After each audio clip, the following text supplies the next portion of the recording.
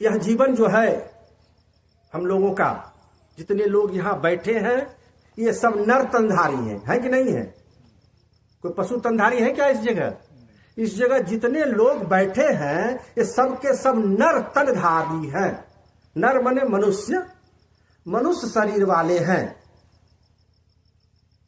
मानुष होके जन्म तो ले लिए हैं, इसमें कोई संदेह नहीं है।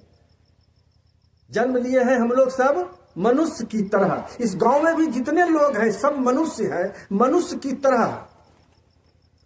की तरह जन्म लिए हैं। मानुष होके नामुआ मुआ सो ढांगर ढोर, एको जीव ठौर नहीं लगा भया सो हाथी घोर।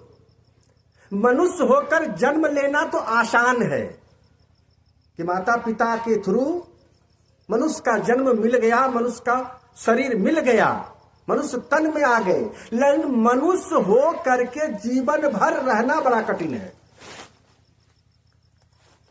जिसको सत्संग नहीं मिला है, जो गुरु शरणागत नहीं हुआ है, संतों के पास कभी नहीं बैठा है, गुरु की भक्ति संतों की भक्ति नहीं किया है, वो मनुष्य होकर जी नहीं सकता। जिस घर में सत्संग होता है, संत महात्माओं का आगमन होता है, उनके बाल बच्चों में बाल्यकाल से ही मनुष्य की तरह जीने का संस्कार मिलता है। यदि आप सत्संगी हो और आपने सत्संग को समझा है कि सत्संग से मेरा जीवन उद्धार हुआ है, गुरु के दर्शन से, गुरु की सेवा से, गुरु की पूजा से मेरा उद्धार हुआ है, मेरा कल्याण हुआ है, मैं गलत रास्ते से अच्छे रास्ते पर आया हूं, तो आपको चाहिए कि आप अपने घर में सत्संग करें और करवाएं, संतों को बुलावें। किस लिए? कि आपकी आने वाली जो पीढ़ी है, जो आपके संतान है, जो आपकी संतति है, उसमें मनुष्य के तरह जीने का एक संस्कार मिले, मनुष्य को मनुष्य बना सकिए। सुंदर शरीर मिल गया, धन दौलत मिल गया, पद प्रतिष्ठा मिल गया, उससे आप समझे कि हम मनुष्य हो गए, तो आप मनुष्य नहीं हुए। संत कहते नहीं, आप में दया कितनी आई, क्षमा कितनी आई, सत्यानुसंधान के प्रवृत्ति कितनी जगी। आपने अपने अंदर से जो बुरे संस्कार थे उसको कितना मिटाया। जब यह सब चीज, दया, गरीबी, बंदगी, समता, शील, स्वभाव, सदगुरु कबीर साहब की वाणी है कि दया, गरीबी, बंदगी, समता, शील, स्वभाव, इतने लक्षण साधु के कहें कबीर विचार। कबीर साहब का साधु शब्द किसी नंगोटी पुतलीधारी साधु के लिए नहीं है। कबीर साहब का साधु शब्द सज्जन अर्थ में है। सज्जन का मतलब होता है, देखो, संधि विच्छेद करो, संधि विच्छेद का पहले बोध होना चाहिए, ज्ञान होना चाहिए। संधि कहां होती है और संधि का विच्छेद कहां होता है।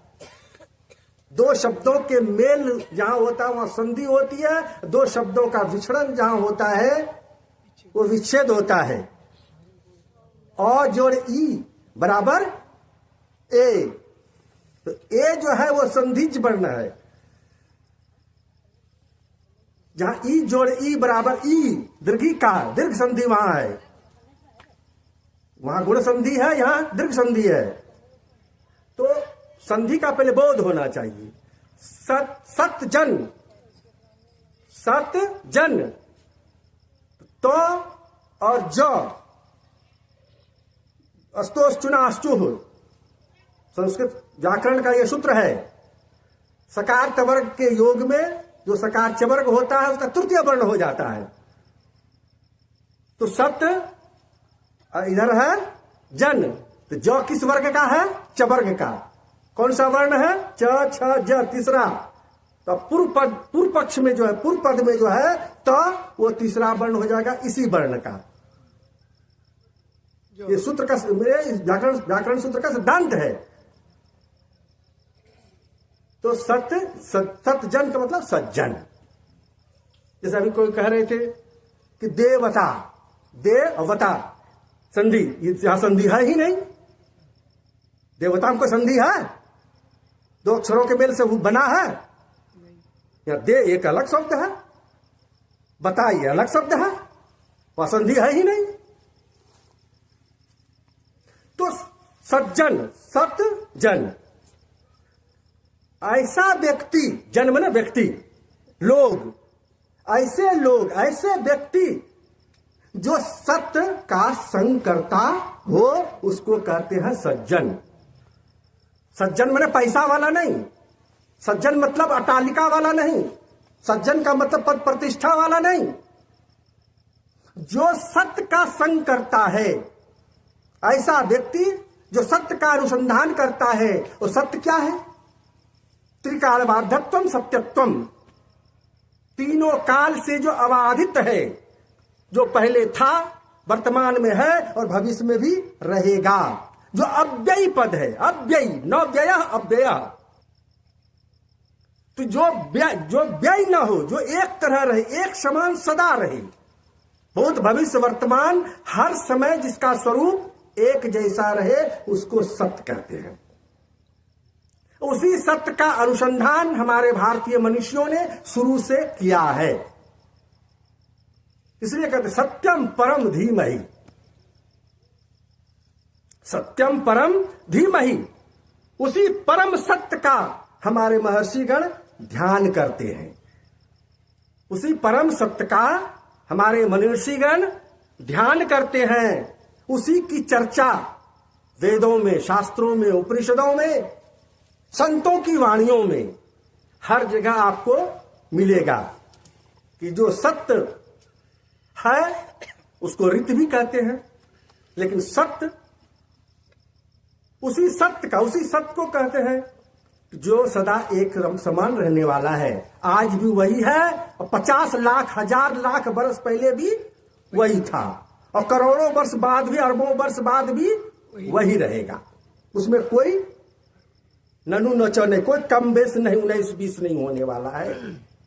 तो ऐसे जो सत्य है, परम सत्य, अब उस परम सत्य को आप जिस शब्दों से कह लो, परम सत्य को आप जिस शब्दों से कहना चाहते हो कह लो।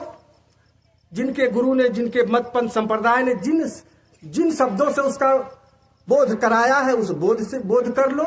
लेकिन वह सत्य तो सत्य ही है।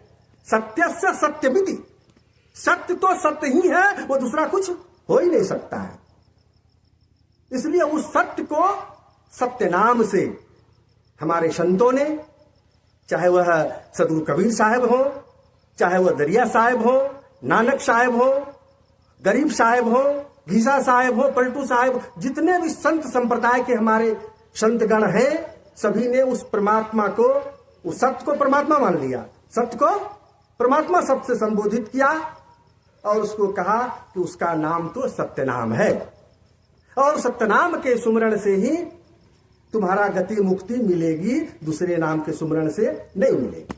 इसलिए सत्य नाम सत्य नाम सत्य नाम कहिए, जाहि विधि राखे साहिब ताहि विधि रहिए। सत्य नाम सत्य नाम सत्य नाम वो आपका पढ़ा ठीक सतनाम सतनाम का ना बोलो, खोली बोलो ना, दिल से परमात्मा को पुकारो। और ऐसा अवसर रोज तो नहीं मिलता है, आज ये मिल रहा है। इसलिए बोलो सत्यनाम, सत्य नाम सत्य नाम सत्य नाम कहिए, जाहि विधि राखे साहिब ताहि विधि रहिए। सत्य नाम कहिए, ताहि विधि राखे साहिब ताहि विधि रहिए।